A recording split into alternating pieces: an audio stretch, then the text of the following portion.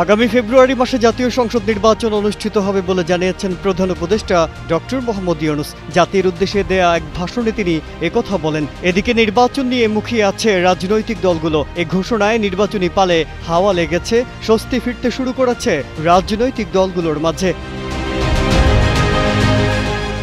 প্রধান উপদেষ্টা বলেন, সরকারের পক্ষ থেকে এই নির্বাচন যাতে সুষ্ঠু, শান্তিপূর্ণ এবং উৎসবমুখরভাবে সম্পন্ন করা যায় সেজন্য সব ধরনের সাহায্য সহযোগিতা প্রদান করা হবে। এবারের নির্বাচন যেন আনন্দ উৎসবের দিক থেকে, শান্তি শৃঙ্খলার দিক থেকে, ভোটার উপস্থিতির দিক থেকে, সৌহার্দ্য ও আন্তরিকতার দিক থেকে দেশের ইতিহাসে স্মরণীয় হয়ে থাকে সেজন্য সব আয়োজন সম্পন্ন করতে আগামীকাল থেকে সবাই মানসিক প্রস্তুতি ও প্রাতিষ্ঠানিক আয়োজন শুরু করবে।